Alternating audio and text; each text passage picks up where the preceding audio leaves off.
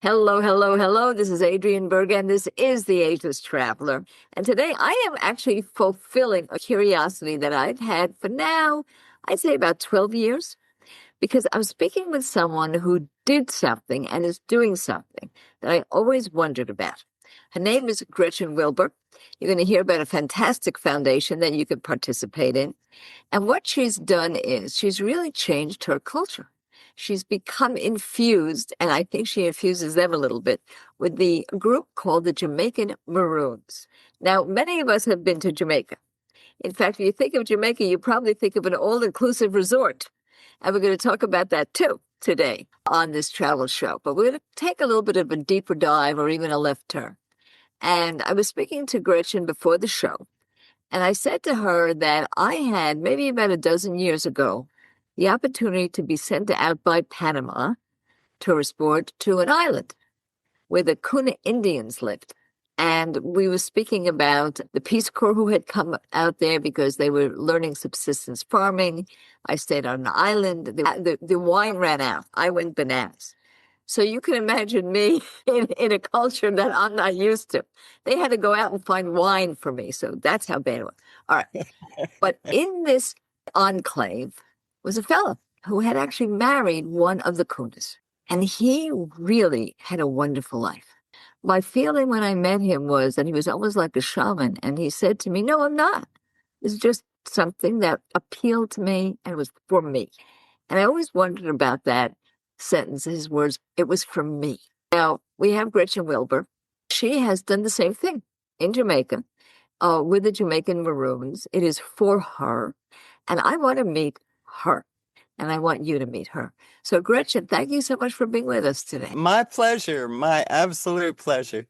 Okay, so I'm looking at you. You've got your beautiful Jamaican dress on, you're sitting in your cottage. I'm not thinking exotic. I'm thinking beaches and vacation. But that's not your life. Tell us what happened 8 years ago that you became so much part of this extraordinary community, and tell us about the community. Well, I went there 8 years ago as a U.S. Fulbright scholar. I was wanting to study using the cultural arts in teaching and learning to engage students. I had been to a kampong, which is the Maroon sovereign state. And I knew that I wanted to build it into my project. And so I started off there in January 6th.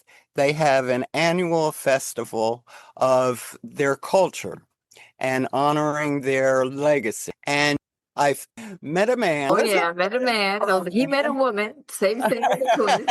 Yes. And I fell in love most of all at first with the earth, with the mountains, with the people. And, he was a sidekick. Right. And then the rest is history. Let's talk about the Maroons, though. We're not familiar. We may not be familiar. And I do want to know, can you visit here in so many worlds where there are indigenous people? You can visit and you go and enjoy the festivals. Sometimes you can't. So what is that culture like? And can we enjoy that culture from regarding tourists? Yes, you can. And the January 6th festival is sort of a homecoming for all the Maroons that live elsewhere. And they welcome non-Maroons to experience their culture, their history, their legacy. One of the primary economies is tourism. The other is farming. We have a guest house, and it's wonderful to have international people there. The Maroons engage with them, want to learn about their place, and share generously their history, their medicinal herbs. The herbs there, the plants there have so many medicinal qualities that we even have bush doctors. My father-in-law was a bush doctor. Fascinating. Now let's stay with that. I'm going to twist this a little bit. Okay. I can understand that culture would be very exotic to us, but how much absorption of our culture have you seen among the Maroons? Because I'll tell you, when I was with the Kuna Indians, they actually had a little hut, and in it was a big screen TV.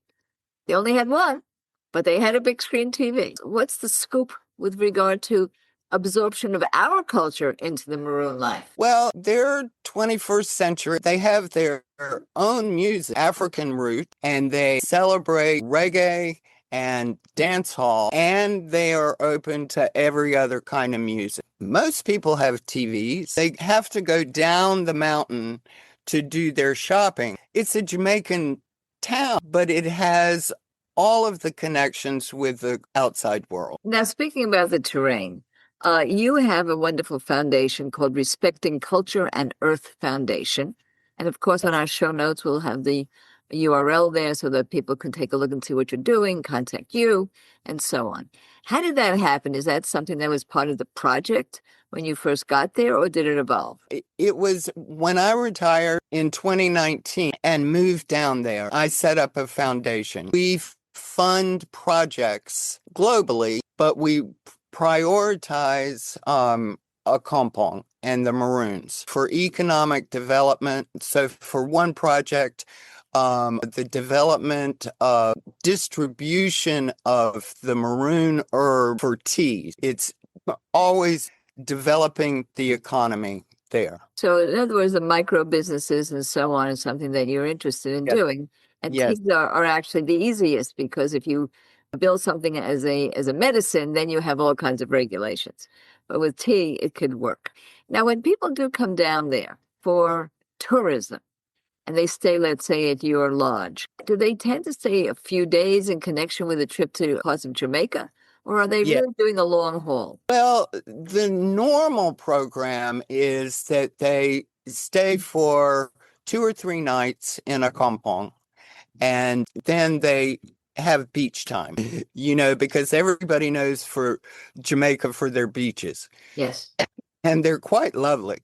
And the water is great. And there are some people who come with a project in mind and stay 4 or 5 weeks. And What type of project would that be? Would that be ecological or spiritual? so, for example, we had 2 Swedish students, college students, who were in human ecology. And they were there last year for 6 weeks, and right after Hurricane Melissa. And so they changed their topic of investigation to how the hurricane impacted the culture, the community, the earth. And they so connected with the community and honored the traditions and the experiences, and were open to interviewing people and really without an agenda. So they maximized their experience there. Fascinating. Canadians came and have done for 11 years periodically, and we're working with them to set up a co-op. A living co-op. Yes, yes.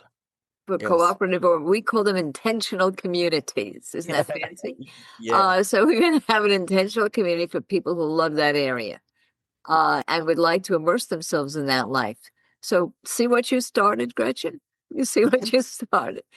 Yeah. Now, before we take a break, I want to delve a little deeper into the Maroons. You said that your big festival in June brings together Maroons wherever they are. They have a diaspora. They're separated in different parts of the world.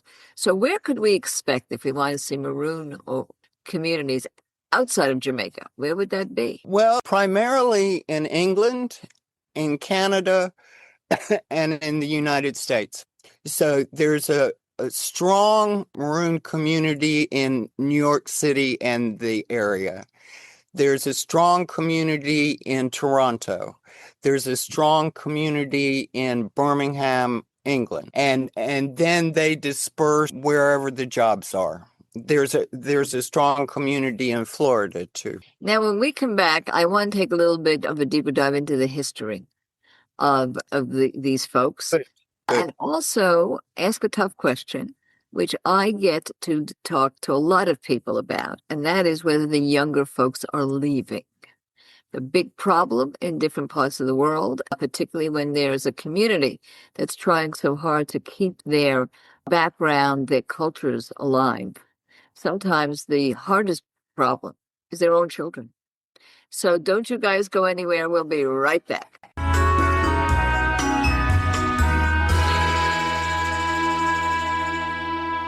You may have been reading in our Travel Tuesday newsletters that travel increases your longevity. Over and over again, the research shows why. You make more connections, you thwart loneliness, and you simply have a great time. So why not get started now from your armchair? Simply go to agelesstraveler.com and see our invitation that asks you right on the homepage to join our Facebook salon. We call it a salon, not a group, because it's a place to meet people, to connect, to travel together, to share your travel experiences. So simply go to agelesstraveler.com and join our Facebook salon.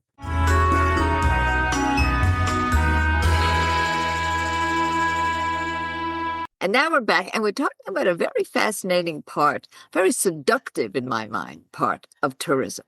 And we're speaking with somebody who really knows. Her name is Gretchen Wilbur. She started a foundation in Jamaica called Respecting Culture and Earth Foundation.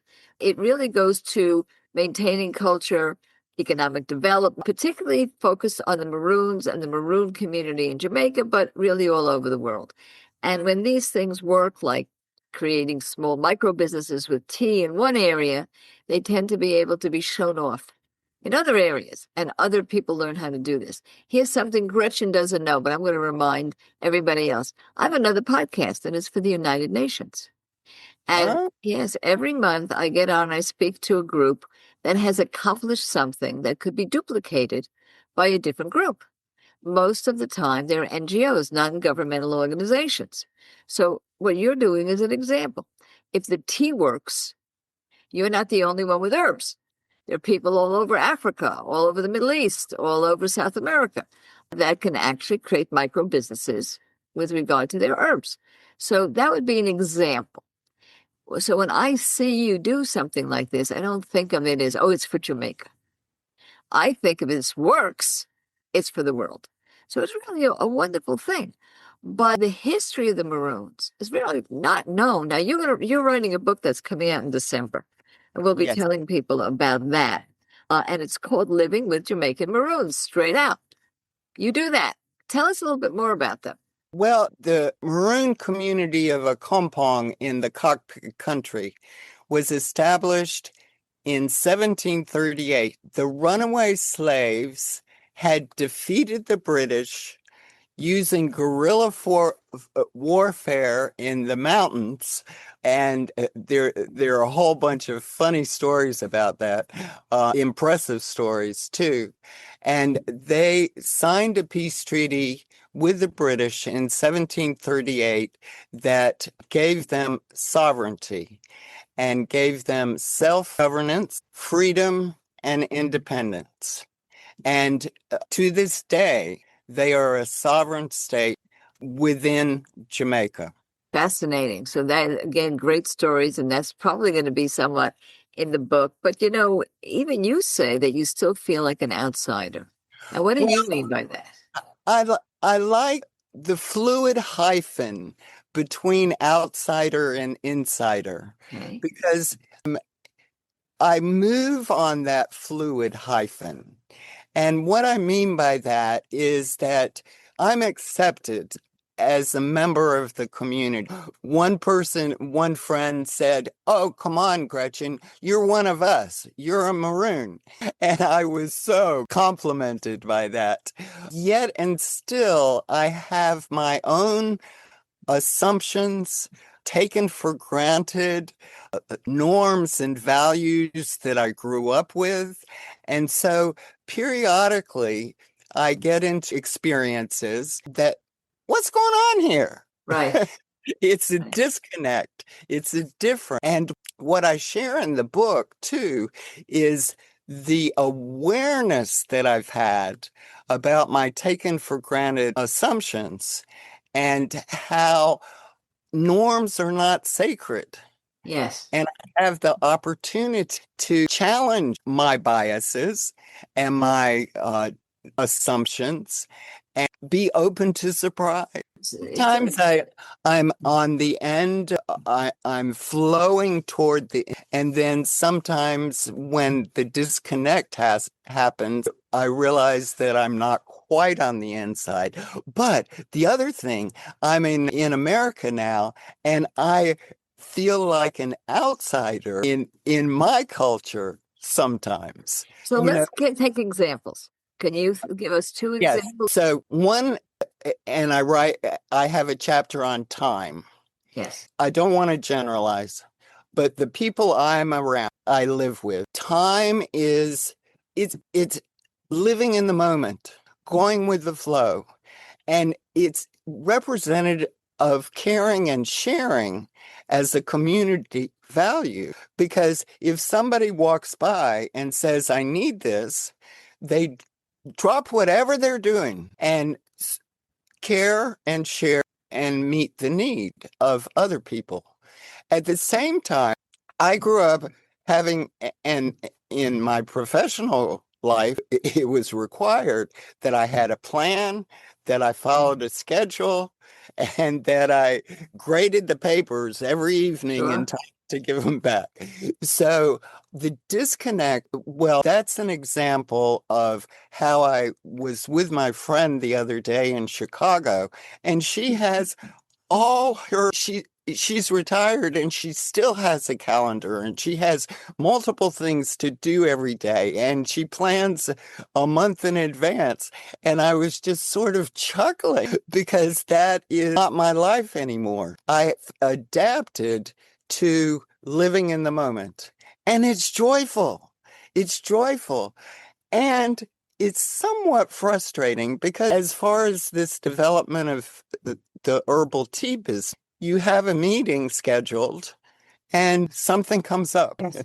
I have to tell you a few little anecdotes about this because it's another thing that's informed my life. I was in Saba. Saba's a little island in the Caribbean with my little boy. This is a long time ago. He's 42 years old. He was 9 years old.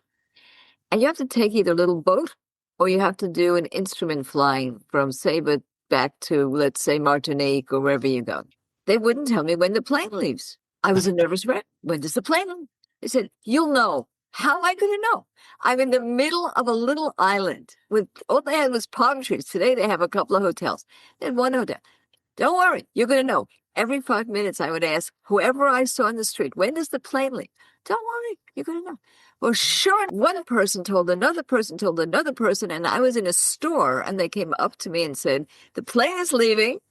We're going to take you there right now. And I got there in plenty of time. There was no problem.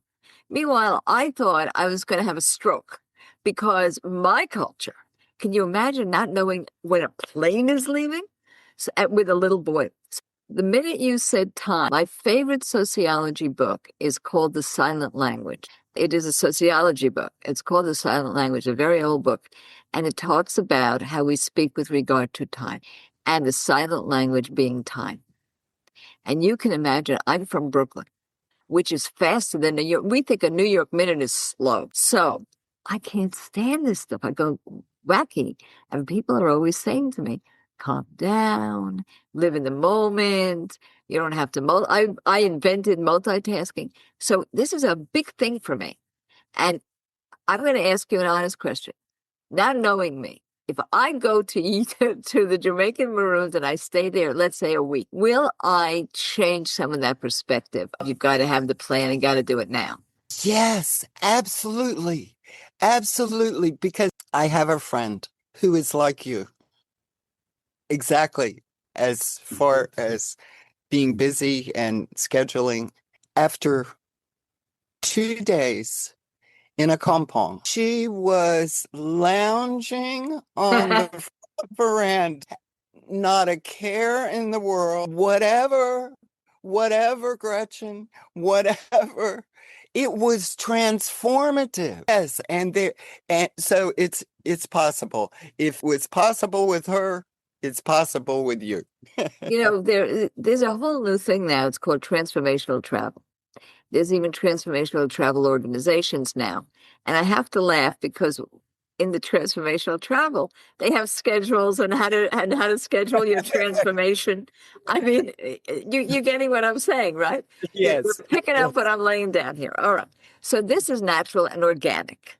It's not planned and processed. I like the places where they take your phone away, and that's supposed to be calming for you, you see.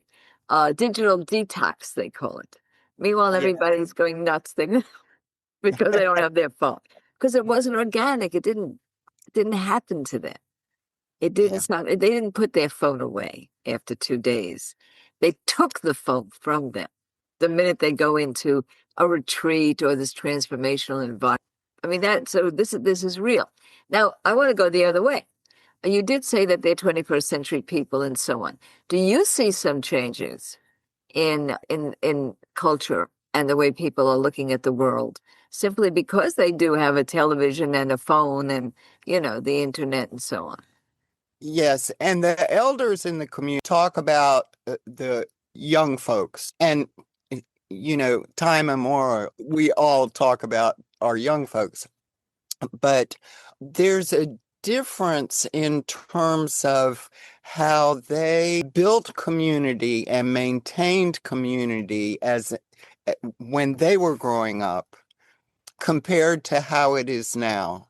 So the youth are on their phone. The youth want to do things like US youth want to do things. Go to dances, go to the big cities, and they don't have much ownership to the community. While some live there, they don't get engaged in community life like the others do. So the elders are fearing that the culture is really going to change. Now, here where I live in Palm Springs, there's a very strong Native American culture. And I will tell you that because there's dollars behind it, they are able to create trainings for language, for maintaining languages, even resurrecting languages that were nearly dead, that were Yeah. called dead languages that aren't anymore, having these wonderful ceremonies and powwows and bringing people together. So you see really a lot of young people affirming their responsibility to their tribe, because this is tribal. It's a little bit different too. Yeah. And we have museums and lectures and all kinds of things like that. From that, people who are not Native Americans learn and even accept and take on certain things because it's very useful in their lives. So that is very deliberate. I have to tell you that's a real deliberate effort. Before we take a break, I just wonder, are you up to that yet in the Maroon community?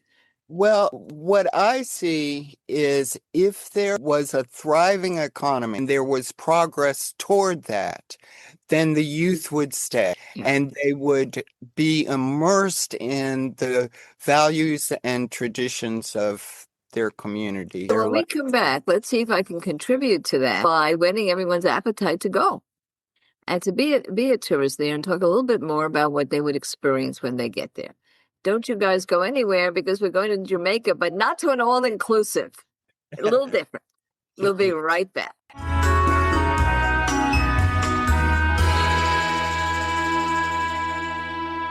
If you've been thinking about a cruise, I've definitely got you covered with Cruises It.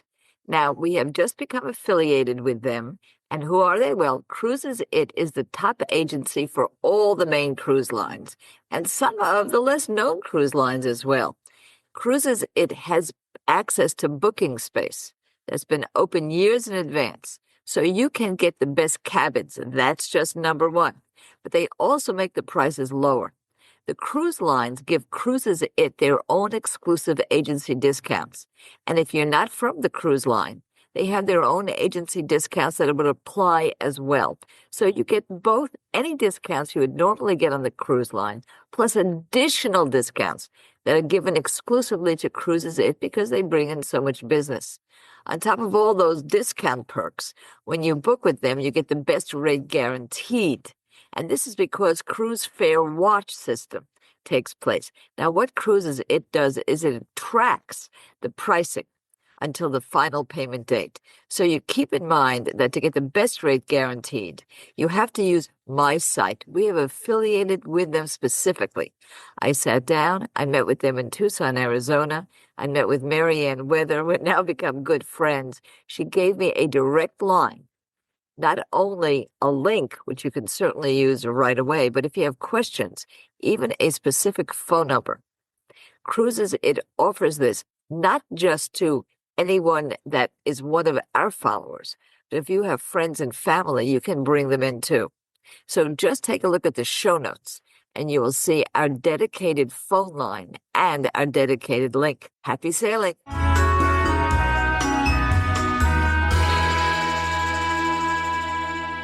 And we're back, and we're here with Gretchen Wilbur, who has an insight like no other into what it's like to live in with a group whose culture is so different from her own, and to do that permanently, not a volunteer who's going there for 3 days or even 3 weeks, but somebody who's actually made her life there. And in this case, it's the Jamaican Maroons. I know you're fascinated, so luckily she's writing a book that's coming out in December called Living with Jamaican Maroons, and this is not a young culture. It started way before independence from England in Jamaica, which took place in the 1700s. They've been around for very, very many, many years. So we go there, we maybe go there during the festival season to experience the festival. What will we find at the festival? And also you mentioned the environment itself. For those who hike, for those who walk, for those who love beaches, what will they find there? Well, the festival itself is for 2 days, crosses 2 days, but the primary day is on January 6th. And there are stalls lining the road with food and with arts and crafts. And then the Kinder tree, which is 350 years old. And it's a mango tree, and the Hurricane Melissa did not destroy it. And it's significant because it's a spiritual ground where Kojo and his warriors negotiated strategies to defeat the British. And so we go out there and we have dancing, African drumming, some speeches by the chief, and significantly is a black hog is roasted, and that without salt. And that's tradition because it brings good luck for the year. And then we march back through the town, stopping at seal grounds, which are spiritual grounds in town. And so in the evening on the 6th and the 4th and 5th, the evenings, there are dances on the road. There are musicians that come in and bands that play. And so it's very, very festive, from cultural legacy, honoring the ancestors, and having a good time on the dance floor. Now, food and drink. What is the food and drink like if for somebody who's going to be there a few days? Chicken, pork, and goat, and just potatoes and yams. They grow lots of different kind of yams, and rice if you want it. And then the drinks are white rum. White rum. Well, I learned to drink root juice in Jamaica. Ah, yes. My father-in-law made roots with 18 different roots. Yes. Yes. Right. They sell it. They sell it right on. In the old days when I went to Jamaica, they would sell it right on the road. Things have changed. They bottled and they're beautiful, and they've got caps and they cost $18. I used to be able to get root juice right from people like your father. Yeah, and there are still locals that make it. Yeah. Now, Well, he's 61, but elders are 50 and older. Okay. And is it only age, or is it more like other areas where they are also they have some power or some clout in the community? In this culture, as in other cultures, the elders are respected as having wisdom. So, and in the Maroon culture, they also add that they know Maroon culture and the legacy, and they maintain that traditions. And so they're advisors, they're friends, they're leaders in the community. Yeah. You know, when you think of Jamaica, you do think of hotels and you do think of beaches and you think of water sports. And that really is the marketing of Jamaica and honestly, most Caribbean islands. That's what it's for. It's for a vacation, what we would Yes. call a traditional vacation. If you're there in your area, are you going to the beach? You mentioned mountains. Are you hiking? What are you doing for outdoor? Um, well, there are lots of trails in my area. And one is to the Kindred Tree, which is a short walk, and there are guides to tell you about the history and to identify the plants. And then there's a hike to the Peace Cave, which takes there and back takes about 3 hours. And so you actually walk on the path that Kojo, who is the colonel of the revolution, walked. And you you go into the Peace Cave and see where they signed it, and it's still as it was in 1738. And then there are lots of trails through the bush. We're 14 miles to the next town if you want to do that. And people are there that will take you if you want to spend the night in the bush. And they will guide you, and it's second nature to them. And so you feel really comfortable doing that, and you collect your water out of the river. And then the cockpit country is a unique ecosystem the world over. And there are species there that are nowhere else in the world. You can do that hike, if you Now, will. when you are in the bush, are you in glamping, as they would say, or camping, or just on the ground? What is that experience like? Because that's the kind of experience where it really can be transformational. Yes. Well, you can do any of those things, and there is a house in the bush that people use to sleep in if you don't want to lie on the ground. Now, we come back. I do want to just focus for a few minutes on the spiritual issue. So, this is a very special culture, very old culture, and a very spiritual culture. Don't you guys go anywhere. We'll be right back.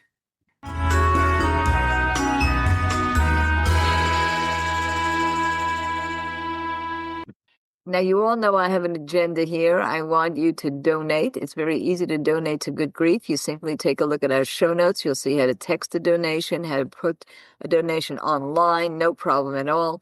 You'll know that if it's $35 or more, you will get a download of my latest book, The Retirement Income Explosion. It's gotten great reviews, but I also want to tell you that I've got a goal. And that goal is to have at least $10,000 more than we had without this podcast-a-thon. And all it takes is 300 of you. I'm told that thousands listen. So if 300 of you just contributed $35, we'd really have quite a nice presentation for Good Grief. And don't forget to tell your friends. Bring them into it too. Donate. Thank you.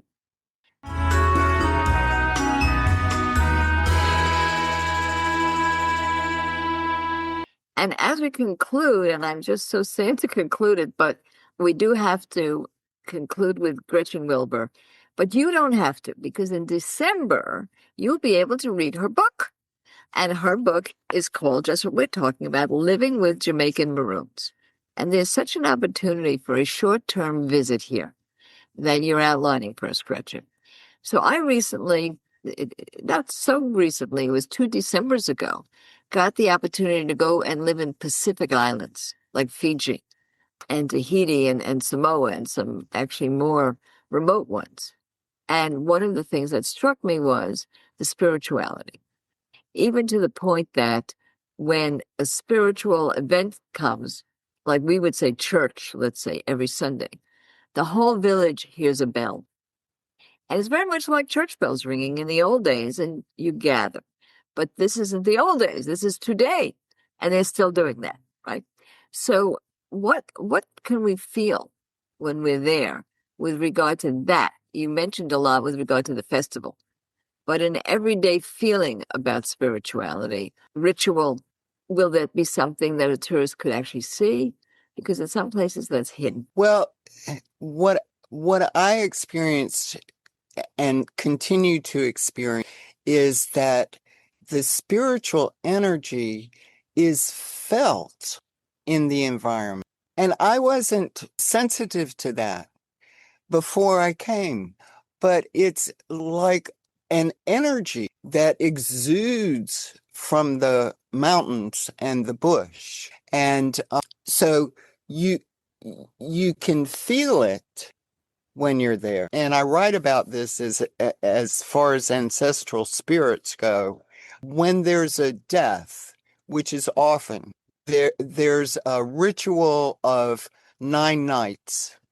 And the ninth night is before the funeral, the night before the funeral. And there's African drumming and singing and dancing. And I tell you, and I write about 9 nights that I went to where I was transformed. And the spirits move the people, and the drumming moves the people. And one time I asked, "Oh, how can they dance so long?" And she's replied matter of factly, the music, they the music makes them move. I The see. music makes them move. And so the spirits and come through the music and the drumming, and people express an energy like no other. I thought you might answer that way because I've seen it. I've seen it in different parts of the world and in different ways. And we all know that part of wellness now is often drumming circles. If you really go to places where wellness is the reason that people are traveling, you have all kinds of fancy stuff like cryonics, and they freeze you for 5 minutes. You have all this stuff. And then you go drumming. And the drumming is a drum. And you're sitting around in a circle, and that's doing more for you than all than all the other fancy stuff that you were doing before. And then the sky, is beautiful. You have the dark sky, and all of that makes the difference. And sometimes I feel it is a pity that we have to work so hard to get to that which is natural and normal. Yes, yes, yes, And we do. I mean, we really do have to travel for that. There's no joke. yes, And that it was for many people natural and normal, and it is still where you are. So that's yes. the beauty of it, I think, that what's going on there has to be experienced.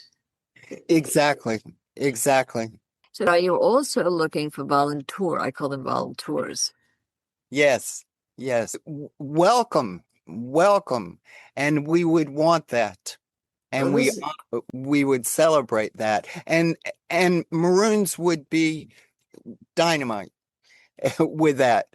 As long as the volunteers honor their way of life and how they do things without saying, "Oh, you should do it this way." yeah, I get that. I understand that. And that's not so easy to be a facilitator and not the guide or the sage on the stage. So we Yeah. thank you so much. And these are great opportunities. And opportunities, I guarantee, my listeners had never heard of before. And that's what we're here for. So it is what we're here for, folks. We are here to have our weekly newsletter, which is free, Travel Tuesday.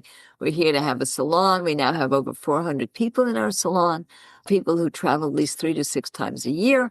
If your problem is that you don't have anyone to travel with, join that salon. It's a Facebook salon and it's absolutely free. We have wonderful free ebooks for you. All you have to do is subscribe to our Travel Tuesday newsletter, and everything comes to you by email. You do that by going to agelesstraveler.com or directly by taking a look at our show notes. You'll see the direct link. And on behalf of Gretchen and everybody who's part of the Ageless Traveler, you know what I'm going to say. Never stop traveling.